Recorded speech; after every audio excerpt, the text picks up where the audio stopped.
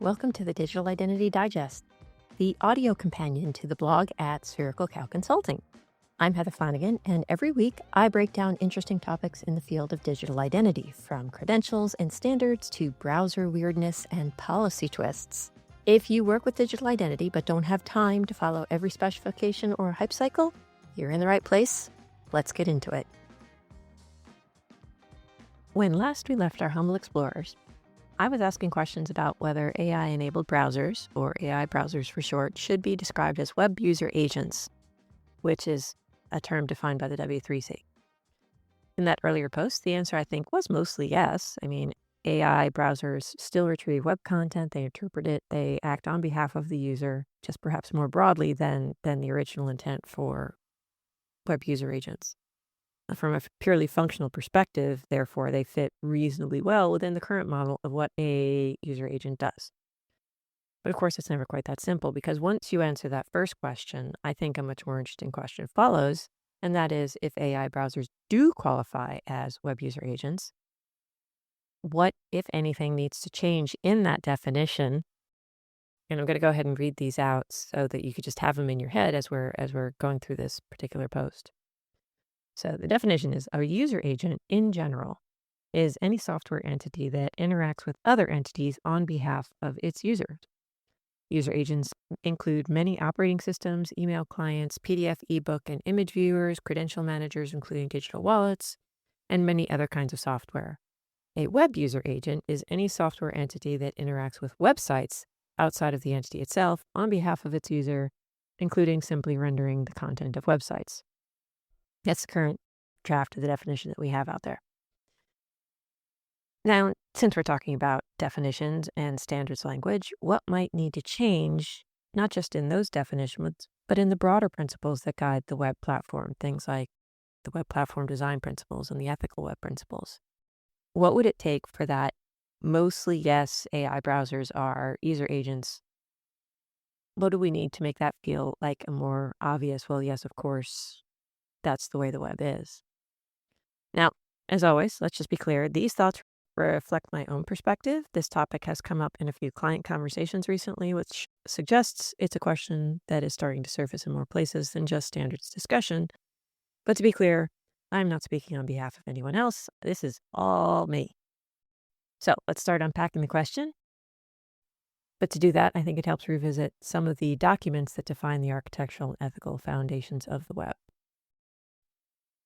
Now, one of the most important ideas out there is the priority of constituencies, which appears in the web platform design principles. It designs a simple ordering of priorities when designing web technologies. The user's needs come first, then the needs of the web page authors, then the needs of the user agent implementers, also known as browser developers, and then the specification writers and the theoretical purity they bring to the table. It's a wonderfully pragmatic principle, and it's more than just philosophical guidance. In practice, it actually acts as a design constraint for the web platform. Browsers, the most common form of web user agent, are expected to prioritize the interest of the person using them. Many of the web's security and privacy mechanisms exist specifically because the browser acts as a protective intermediary between users and the broader web ecosystem. So, in other words, the browsers aren't just displaying the web, they're actually helping defend the user within its parameters. So, thank you, web browsers. Appreciate you.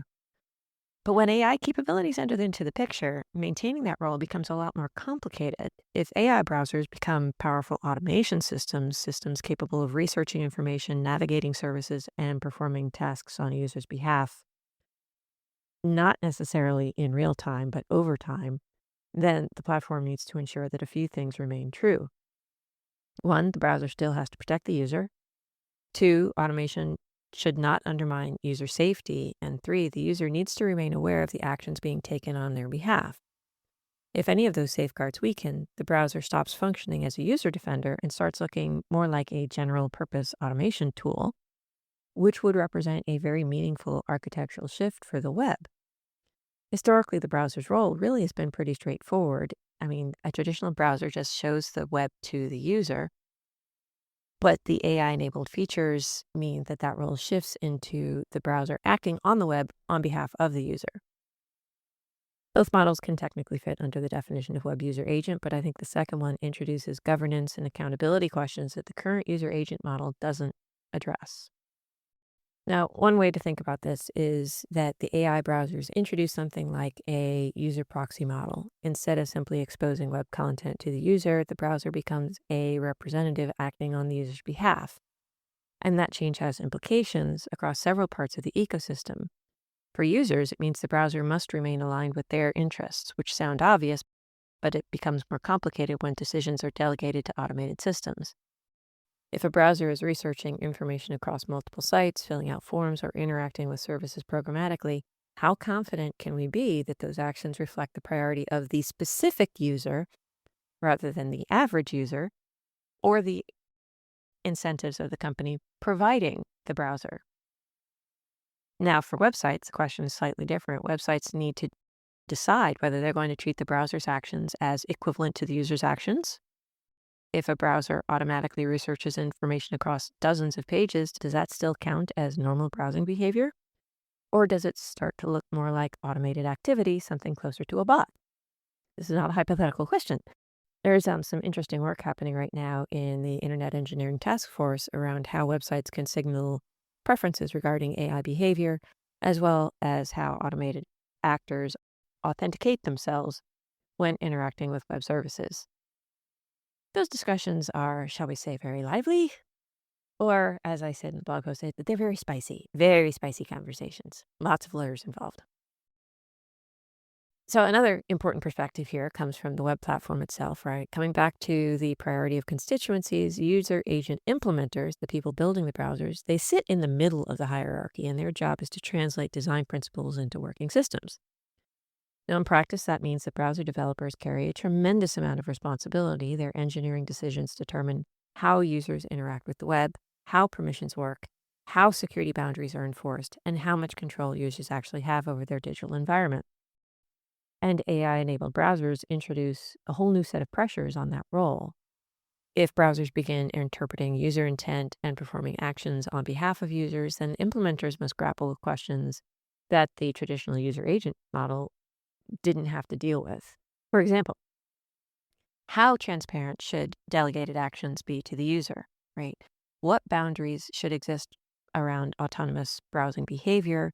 How should permissions apply when actions occur long after the original user request? And what safeguards prevent automation from drifting beyond what the user actually intended? Again, these are not philosophical questions, and they quickly turn into engineering problems involving user interfaces, user experience, permission models, logging, auditability, all sorts of things. Browser developers have historically acted as kind of a more stabilizing force for the web platform, implementing safeguards that protect users even when other parts of the ecosystem push in different directions. But AI-enabled browsing may require a whole new generation of those safeguards that we haven't really defined yet. Oh, wait. We now need to get to the theoretical purists, the standards people that are in this hierarchy. They're at the very end, but they are responsible for defining correct interoperable behavior across the web.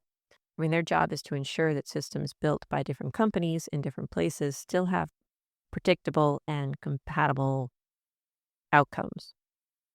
In the case of AI browsers, that work intersects with several areas of internet architecture and governance in things like permission models, in identity and authentication, in accountability mechanisms, in bot detection, in broader automation policies. None of these topics are actually new, but the scale and autonomy implied by AI-enabled browsing could amplify them in ways that existing design assumptions didn't anticipate. And what makes this particularly fun is that many of these areas are not traditionally part of web architecture discussions. The community working on identity standards, for example, only partially overlap with people working on web platform standards.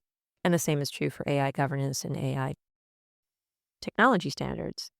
Each of these communities has their own priorities, their own vocabulary, and their own problem spaces. A completely understandable separation. There's simply too much work happening across the technology landscape for every standards effort to coordinate deeply with every other one.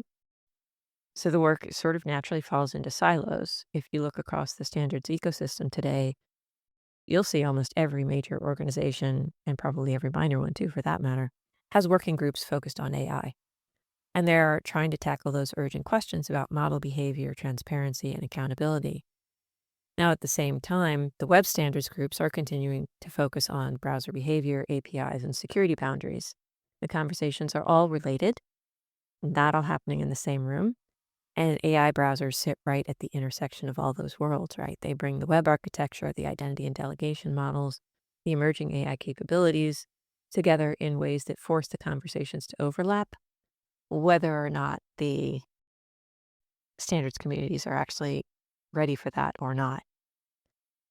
Fantastic. Okay, so what does all of this mean? Well, at one level, the shift we're discussing is pretty small. Browsers are moving from systems that mediate interactions with the web to systems that may act within the web ecosystem on behalf of the user. How hard could it be?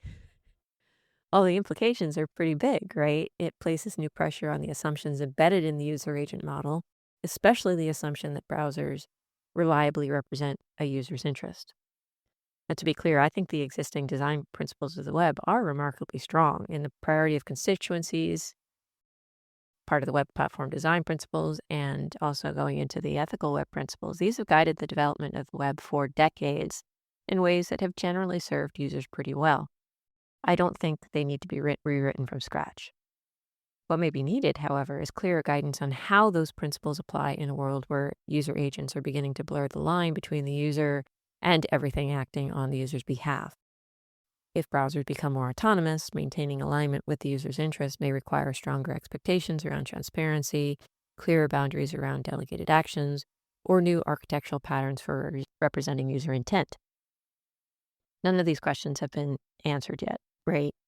But the web benefits from asking these architectural questions as soon as possible before the emerging systems become so deeply embedded in the ecosystem that we move from AI browsers to just browsers. So yeah, this seems like a pretty good time to really start thinking about this hard. And by all means, engage with your local standards group or even your local development group so that you can start examining what this would actually look in real time.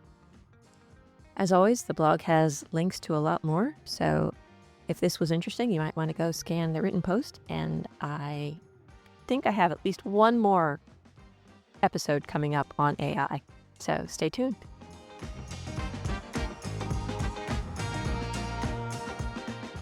And that's it for this week's episode of the Digital Identity Digest. If it helps make things a little clearer, or at least a little more interesting, share it with a friend or colleague and connect with me on LinkedIn at HL Flanagan. And if you enjoyed the show, do be sure to subscribe and leave me a rating and review on Apple Podcasts or wherever you listen to podcasts. You can also find the written full post at sphericalcowconsulting.com. Now stay curious, stay engaged, and let's get these conversations going.